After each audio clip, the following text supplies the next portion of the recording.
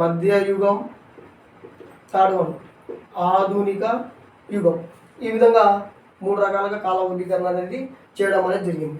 So ప్రాచీన యుగం అనేది మనకు ఎంతవరకు ఉంటుందంటే క్రీస్తు శకం 8 వరకు, అంటే క్రీస్తు పూర్వం నుంచి, అంతకుముందు నుంచి క్రీస్తు శకం 8 వరకు. అదే మధ్యయుగం ఎంతవరకు ఉంటుందంటే ఈ క్రీస్తు శకం 8 నుంచి క్రీస్తు శకం 18 వరకు ఉంటుంది.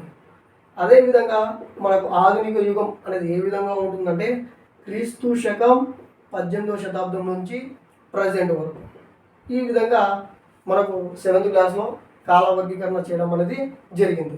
ఇప్పుడు మీకు doubt, average students, below average స్టూడెంట్స్కి చెప్తున్నాం కాబట్టి, టాపర్స్కి కాదు కాబట్టి, ఒకటి గుర్తుపెట్టుకోండి, చాలామంది ఎంతో విధంగా నేర్చుకొని అన్నీ చేసుకున్న తర్వాత కూడా ఒక కన్ఫ్యూజన్ ఉంటుంది. ఆ కన్ఫ్యూజన్ ఏంటంటే శతాబ్దం. శతాబ్దం ఈ వర్డ్ ముందర 19వ శతాబ్దము, 18వ శతాబ్దము, 17వ శతాబ్దం అంటే మీకు ఏమనుకుంటారంటే యాజ్ పర్గా 18వ శతాబ్దం అంటే 1800 నుంచి స్టార్ట్ అవుతుంది, 1899 వరకు ఉంటుంది. ఈ విధంగా కాన్సెప్ట్ అనేది ఉంటుంది. కాదండి, ఇది ఫుల్ ఆపోజిట్. మీకు ఇక్కడ నేర్పించేస్తాను వినండి. ఇప్పుడు ఎగ్జాంపుల్గా 19వ శతాబ్దం అని తీసుకుంటే మీరు ముందరికి రావాల్సి వస్తుంది. ఏ విధంగా అంటే 19వ శతాబ్దం అనేది మనకి ఎక్కడి నుంచి మొదలవుతుందంటే 1800 సంవత్సరం నుంచి 1899 వరకు ఉంటుంది. ఇది మీకు ముఖ్యంగా హిస్టరీలో తెలుసుకోవాల్సినది. 19వ శతాబ్దం మీకు ఆప్షన్లో 19వ శతాబ్దము, 18వ శతాబ్దము, 17వ శతాబ్దం అంటే మీరు ఏమనుకుంటారు? 17వ శతాబ్దం అంటే ఏమనుంది? 1700 నుంచి 1899 వరకు ఉంటుంది. కాదండి.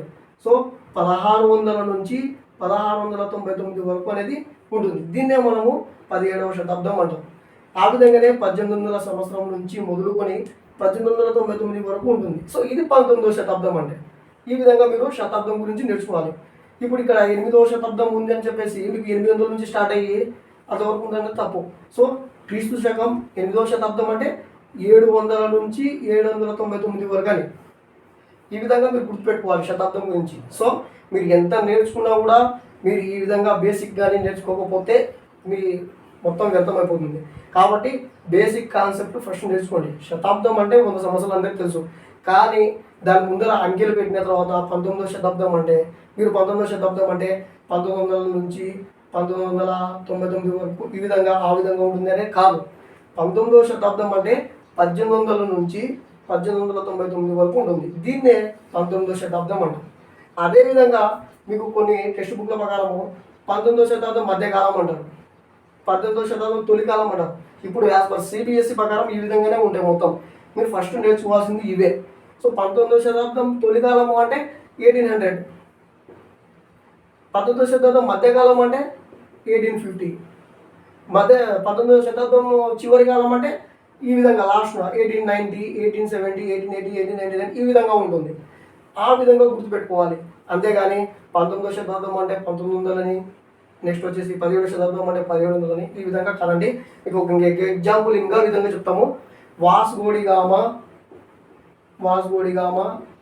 భారతదేశానికి సముద్ర మార్గాన్ని కనుగొన్నాడు. ఏ శతాబ్దం అని అన్నప్పుడు 15వ శతాబ్దం. ఈ విధంగా 15వ శతాబ్దం. కానీ మీరు ఏమని ఉంటుంది అక్కడ డేటు 1498 సంవత్సరం క్రీస్తు శకం అని ఉంటుంది.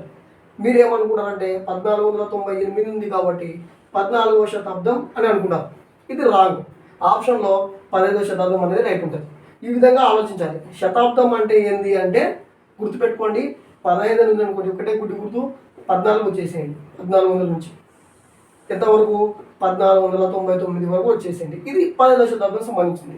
ఈ విధంగా మీరు హిస్టరీ అనేది నేర్చుకోవాల్సి ఉంటుంది. ఈ బేసిక్ ఏ విధంగా వర్గీకరణ చేస్తారు యాజ్ పర్ 7th క్లాస్ ప్రకారం. అర్థమైందా? యాజ్ పర్ 7th క్లాస్ ప్రకారం. గుర్తుపెట్టుకోండి, శతాబ్దం అంటే ఆ విధంగా క్లారిఫికేట్ చేయాల్సి వస్తుంది. ఇప్పుడు కాల వర్గీకరణ 7th క్లాస్ ప్రకారం అనేది మనం చూసాం. ఇప్పుడు 8th న్యూలో ఏ విధంగా కాల వర్గీకరణ చేసినారు అనేది చూద్దాం. 8th ప్రకారం పోతే మనకు సేమ్ టు సేమ్ ఇద్దరు వస్తారు. ఒకరు వచ్చేసి మనకు పాశ్చాత్య దేశస్థులు. Next James Mill. సో వీళ్ళిద్దరు మనకి 8th క్లాస్లో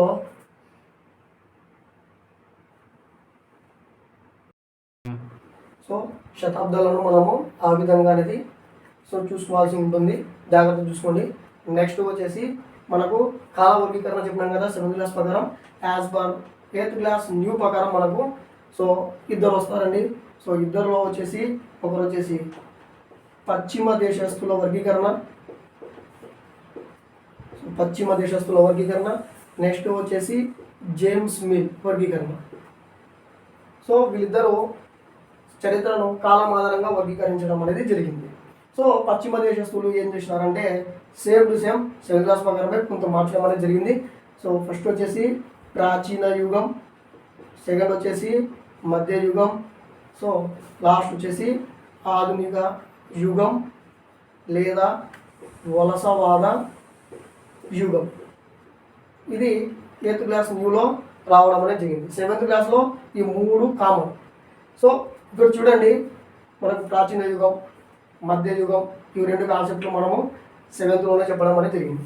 ఈ ఆధునిక యుగం గురించి తీసుకుంటే, ఈ ఆధునిక యుగంలో మీకు నేను చెప్పాను శతాబ్దాలు ఏ విధంగా చేసుకోవాలని. ఆ విధంగానే మనకు బ్రిటిష్ వాళ్ళు పరిపాలించిన యుగం అంటే ఆధునిక యుగంలో దాదాపు మనకు బ్రిటిష్ వాళ్ళే పరిపాలించడం అనేది జరిగింది. అప్పుడు ఏం జరిగిందో చూడండి. ఆధునిక యుగం అంటే ఏంది అసలు 8th క్లాస్ న్యూ ప్రకారం అంటే ఏంటంటే, ఆధునిక యుగం కాలం చెప్పుకోవాలి అని అంటే ఆ దేశంలో ఏముండాలంటే విజ్ఞానం ఉండాలి, హేతువాదం ఉండాలి, స్వేచ్ఛ ఉండాలి, సమానత్వం ఉండాలి, ప్రజాస్వామ్యం ఉండాలి. అది ఆధునిక యుగం అని చెప్పుకోవాలంటే ఆ దేశంలో ఇవల్ల ఉండాలి. విజ్ఞానం ఉండాలి, స్వేచ్ఛ ఉండాలి, సో సమానత్వం ఉండాలి, ప్రజాస్వామ్యం ఉండాలి, హేతువాదం ఉండాలి. ఈ విధంగా ఉంటేనే ఆ దేశానికి మనము ఆధునికత ఉంది అని చెప్పుకోవడానికి ఉంది. కానీ మనకు దాదాపు ఆధునిక యుగంలో మనకు ఎక్కువ శాతం అంటే 20వ శతాబ్దం వరకు 20వ శతాబ్దం మధ్య వరకు కూడా మనకు బ్రిటిష్ వాళ్ళు పరిపాలించడం అనేది జరిగింది. ఈ బ్రిటిష్ వాళ్ళు మనకు ఈ 20వ శతాబ్దం మధ్య వరకు పరిపాలించినప్పుడు విజ్ఞానం ఉన్నా మనకు యూజ్ చేసుకొని ఇవ్వలేదు, హేతువాద తార్కిక ఆలోచనలు ఉన్నా మనం యూజ్ చేసుకొని ఇవ్వలేదు, స్వేచ్ఛ ఇవ్వలేదు, సమానత్వం ఇవ్వలేదు, ప్రజాస్వామ్యం కూడా ఇవ్వలేదు. మొత్తం ఎవరి అధికారంలో చేతిలో ఉందంటే బ్రిటిష్ వాళ్ళ చేతిలో ఉంది. సో కాబట్టి మనకు చరిత్రకారులు అంటే పశ్చిమ దేశస్తుల వర్గీకరణలో ఆధునిక కాలాన్ని ఏమంటారంటే వలసవాద యుగం అని పేరు పెట్టడం జరిగింది. సో యాజ్ ద PIEలో దీని గురించి క్లియర్గా ఉంటుంది, పర్స్పెక్టివ్ ఎడ్యుకేషన్లో అక్కడ క్లియర్గా చెప్పుకోవచ్చు. సో వలసవాద కాలం అంటే ఏంటి అంటే, ఒకటి మనకు ఈ వలసవాద యుగం అనేది మనకి కాలం అనేది ఏ విధంగా వచ్చిందంటే, ఒకటి మనకు ఈ ఆధునిక యుగంలో ఉన్నటువంటి అంశాలన్నీ మన ఇండియాలో ఉన్నప్పటికీ వాళ్ళు బ్రిటిష్ వారి చేతిలో ఉండేవాళ్ళు. సో ఎటువంటి ప్రజాస్వామ్యం లేదు, సమానత్వం లేదు, స్వేచ్ఛ లేదు, హేతువాద ఆలోచనలకు మనకు స్వేచ్ఛ ఉండాలి, భావ ప్రకటనకు స్వేచ్ఛ ఉండాలి. ఇవల్ల మన ఆధీనంలో లేవు. కాబట్టి ఈ యొక్క ఆధునిక కాలానికి ఇండియాలో చరిత్రకారులు ఏం చేసినారంటే వలసవాద యుగంగా పేరు పెట్టడం అనేది జరిగింది. సో దీన్ని 8th క్లాస్ న్యూలో హైలైట్ చేయడం అనేది జరిగింది. ఇది ఏంటంటే కాల వర్గీకరణలో పశ్చిమ దేశస్తుల యొక్క వర్గీకరణ, ఈ వర్గీకరణ. నెక్స్ట్ మనకు వస్తే జేమ్స్ మిల్ యొక్క వర్గీకరణ. ఈయన స్కాటిష్ దేశానికి చెందినటువంటి జేమ్స్ మిల్ 1817లో 1870లో ఒక పెద్ద పుస్తకాన్ని 3 సంపుటాలు కలిగినటువంటి ఒక పెద్ద పుస్తకాన్ని రాయడం అనేది జరిగింది. సో బ్రిటిష్ ఇండియా చరిత్ర అనేటువంటి ఒక పుస్తకాన్ని రాయడం అనేది జరిగింది 1817లో. దీని ప్రకారం ఆయన ఏ విధంగా కాలాన్ని వర్గీకరణ చేసినాడంటే యాజ్ మళ్ళా 8th క్లాస్ న్యూ ప్రకారం 3 టైప్స్ చేయడం అనేది జరిగింది. అందులో ఒకటి హిందువుల కాలము, నెక్స్ట్ ముస్లింల కాలము, థర్డ్ వన్ బ్రిటిష్ల కాలం. ఈ విధంగా అంటే హిందువుల యుగము, ముస్లింల యుగము, బ్రిటిష్ల యుగం, ఈ విధంగా మాత్రమే ఈ 3 అంశాల మాత్రమే ఆయన 3 సంపుటాల పుస్తకం మాదిరిగా బ్రిటిష్ ఇండియా పుస్తకం అనేది 1817లో జేమ్స్ మిల్ అనేది తయారు చేయడం అనేది జరిగింది. ఈ విధంగా వర్గీకరణ అనేది చేయడం జరిగింది. వీళ్ళ ప్రకారం చూసుకుంటే ఈయన భారతదేశానికి సంబంధించినటువంటి ఏ ఆలోచన అయినా కూడా వ్యతిరేకం. వీళ్ళ ప్రకారము ఇండియాలో అన్ని మూఢనమ్మకాలు ఉన్నాయి. సో వీళ్ళు అంధకారంలో జీవిస్తూ ఉన్నారు. ఎవరు? భారతీయులు. జేమ్స్ మిల్ ప్రకారం వీళ్లకు మనం జ్ఞానం కలిగించాలి. జ్ఞానంతో పాటు వీళ్ళను మనం పరిపాలన చేయడం ద్వారా వీళ్ళ నుంచి మూఢనమ్మకాలు తీసేసుకొని ఈ అంధకారాన్ని వైదొలిగించి మనం వాళ్ళకు ముందడుగు వేసే విధంగా ఉండాలి. అంటే మొత్తం నెగిటివ్గా, అంటే భారతీయుల పరంగా మొత్తం నెగిటివ్గా మాట్లాడడం అనేది జేమ్స్ మిల్ జరగడం అనేది జరిగింది. ఏ విధంగా అంటే భారతీయులలో ఎటువంటి హేతువాద లక్షణాలు అనేవి లేవు, శాస్త్రీయ పరిజ్ఞానం లేదు, వీళ్ళంతా మూఢనమ్మకాలు నమ్ముకుంటారు. నెక్స్ట్ వచ్చేసి వీళ్ళ దగ్గర జ్ఞానం ఉన్నా కూడా వీళ్ళు వేరే దానిలో యూజ్ చేసుకుంటున్నారు. వీళ్ళని మనం పరిపాలించాలి. సో బ్రిటిష్ లేకపోతే వీళ్ళు ముందడుగు వేయలేరు. సో బ్రిటిష్ వాళ్ళ చేతిలోనే వీళ్ళు ఇంప్లిమెంట్ అనేది ఉంటుంది. వీళ్ళని మనము జ్ఞానం నుంచి పెంపొందించుకోవాలంటే బ్రిటిష్ వాళ్ళ సహాయ సహకారం అవసరము. కాబట్టే మనము భారతదేశాన్ని పరిపాలించే హక్కు మనకు ఉంది. ఇది ఈ జేమ్స్ మిల్. అంటే మనకు ఏ విధంగా అయితే చీకటి కన్నా ఆఫ్రికా ఉన్నట్టు మనకు భావన పంపించడం ఓల్డేజ్ బుక్లో ఉంటుంది, ఏ విధంగా ఉండదో ఆ విధంగా వీళ్ళు వెలుగు తెచ్చినట్టు ఈ జేమ్స్ మిల్ అనేది తన ఈ పెద్ద పుస్తకంలో రాసుకోవడం అనేది జరిగింది. ఇది జేమ్స్ మిల్కు సంబంధించినటువంటి మామూలుగా మ్యాటర్. ఈ విధంగా కాలాన్ని వర్గీకరణ చేయడం అనేది జరిగింది. సో ఇది కాల వర్గీకరణకు సంబంధించినటువంటి 8th క్లాస్ 7th క్లాస్ సంబంధించి. నెక్స్ట్ మనకు హైలైట్ చేసింది ఏంటంటే 8th క్లాస్ న్యూలో తేదీలు. ఏ తేదీలు ప్రాముఖ్యమైనవి. సో మీకు ముందే చెప్పాను తేదీల గురించి ఇంట్రడక్షన్లోనే. తేదీలు అంటే బాధపడడం కాదు, తేదీలు అంటే మీరు గుర్తుపెట్టుకోవాల్సింది దాని చుట్టూ సమాచారం, దాని చుట్టూ జరిగినటువంటి సమాచారం. ఆ సమాచారాన్ని గుర్తుపెట్టుకుంటే ఆటోమేటిక్గా మీకు తేదీలు అనేవి వచ్చేస్తాయి. ఆ విధంగా నేర్చుకోవాలని చెప్పేసి మనకు సెంట్రల్ సిలబస్ పెట్టడం అనేది జరిగింది. ఇక్కడ ఏ తేదీలు ప్రాముఖ్యమైనవి అనే సైడ్ హెడ్డింగ్ ఇచ్చేసి టెక్స్ట్ బుక్లో ఏ విధంగా పెట్టేసినారంటే గుర్తుపెట్టుకొని మనకు 1773 అనేది హైలైట్ చేయడం అనేది జరిగింది తేదీ. ఎక్కడ? 8th క్లాస్ టెక్స్ట్ బుక్లో. ఈ 773 అనేది ఏం జరిగింది అనేది చుట్టుపక్కల సమాచారం తెలుసుకుంటే ఇక్కడ బెంగాల్ గవర్నర్ జనరల్, మొట్టమొదటి బెంగాల్ గవర్నర్ జనరల్ అయినటువంటి వారెన్ హేస్టింగ్స్ అనేటువంటి గవర్నర్ జనరల్ను ఏర్పాటు చేయడం అనేది జరిగింది. సో మనము ఈ బెంగాల్ గవర్నర్ జనరల్ గురించి నేర్చుకుంటే ఈ 1773 అనేది మనకు ఈజీ అవుతుందనేది దీని కాన్సెప్ట్, తేదీల యొక్క ప్రాముఖ్యతను చెప్పడానికి. అదేవిధంగా వాళ్ళు ఏం చేసినారంటే మిగిలినటువంటి గవర్నర్ జనరల్స్ కానీ సో వైస్రాయ్ల గురించి కానీ కొంతమంది పేర్లు ఇచ్చి చివరకు మన చిట్ట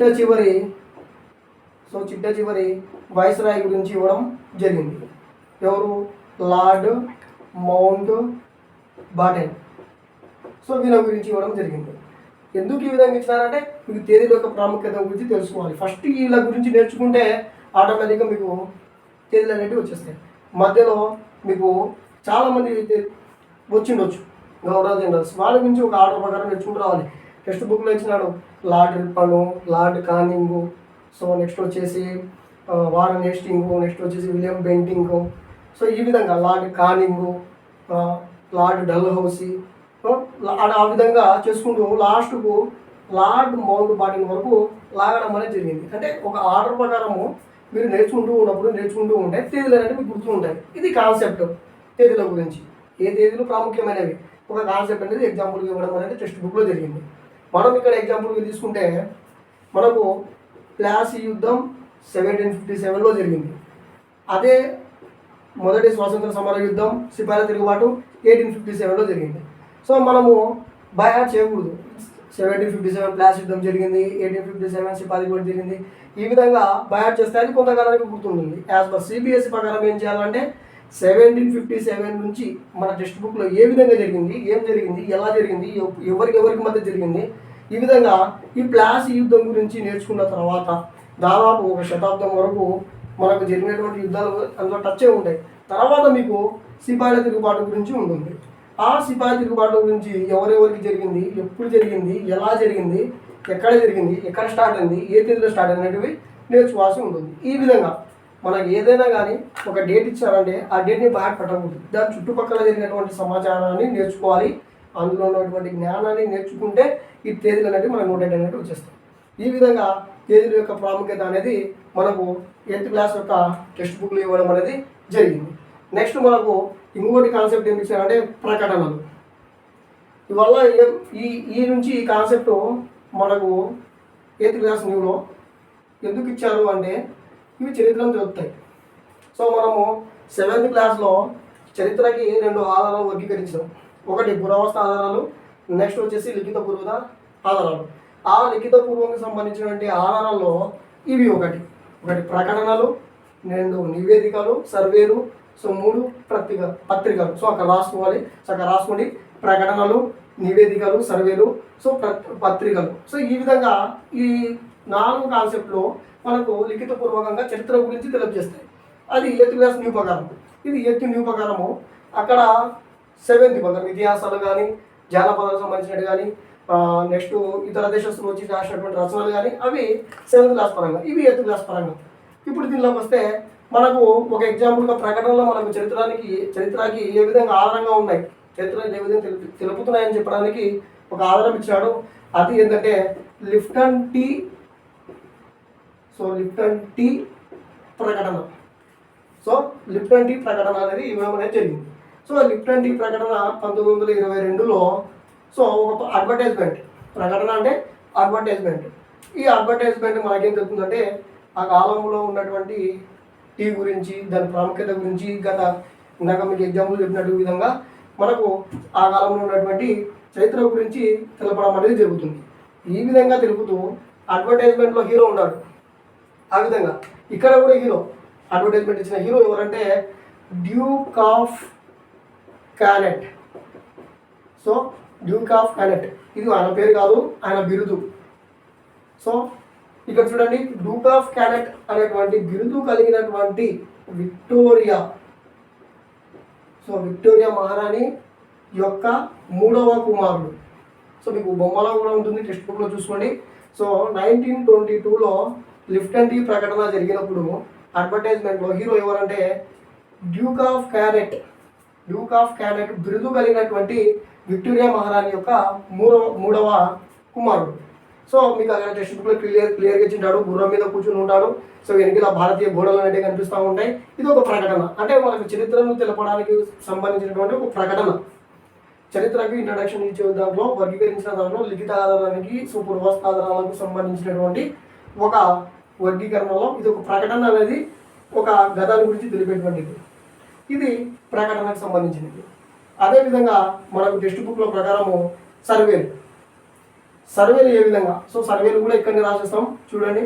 సో సర్వేలు ఫస్ట్న భారతదేశం దీని టెక్స్ట్ బుక్ ప్రకారము సర్వేలు చేసింది జేమ్స్ రెన్నెల్. సో ఈయన రాబర్ట్ క్లేవ్ చెప్పినటువంటి ఆజ్ఞల ప్రకారం, రాబర్ట్ క్లేవ్ చెప్పినటువంటి మాటలను పట్టుకుని, సో ఆయన చెప్పినటువంటి ఆదేశాల ప్రకారము జేమ్స్ రెన్నెల్ అని ఆయన ఇండియాలో సర్వేలు చేయడం అనేది జరిగింది. ఇది ఒక చరిత్రకే ఆధారం మనకు టెక్స్ట్ బుక్ ప్రకారం. ఈ విధంగా జేమ్స్ రెన్నెల్ భారతదేశంలో మొత్తం ఉన్నటువంటి సర్వే చేయడానికి పూనుకోవడం జరిగింది. ఎందుకు? వాళ్ళ పరిపాలన సులభంగా ఉండడానికి. ఈ విధంగా జేమ్స్ రెన్నెల్ అనేది చేయడం జరిగింది.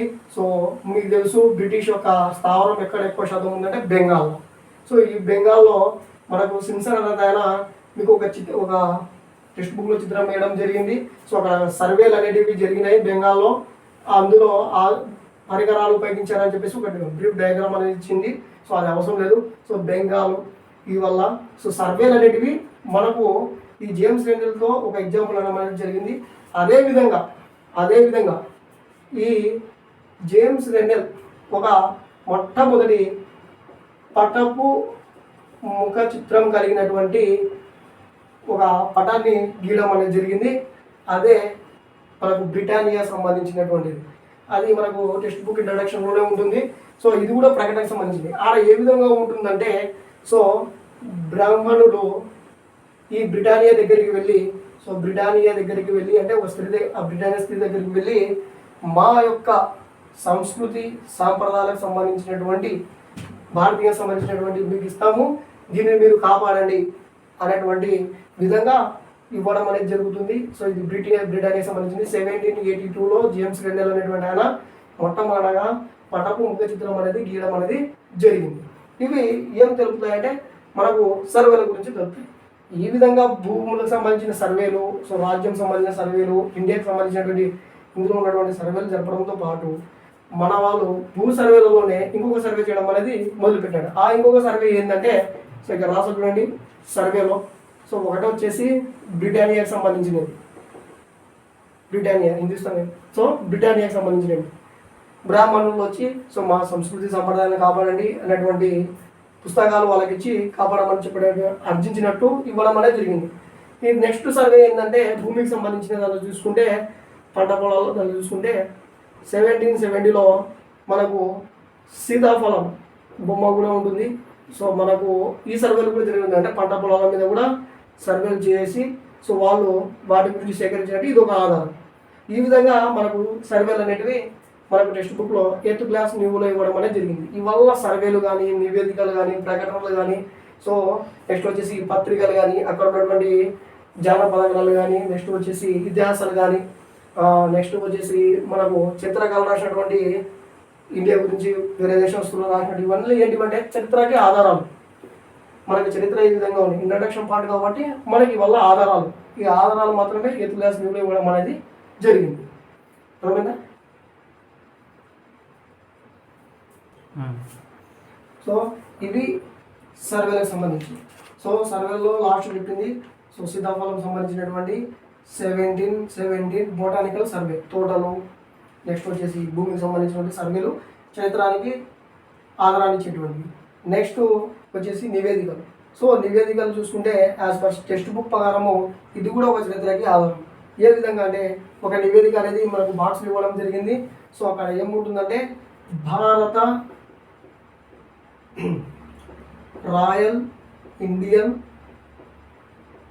నౌకాదళం, సో దీనికి సంబంధించినటువంటి కాన్సెప్ట్ అనమాట ఇది.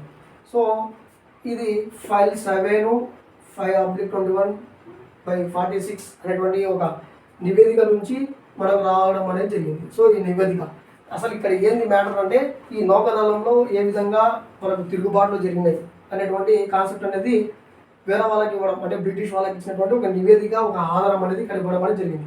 ఇక్కడ 3 ప్రాంతాల గురించి ఇవ్వడం జరిగింది. ఒకటి ముంబై, సెకండ్ కరాచీ, థర్డ్ విశాఖపట్నం లేదా వైజాగ్.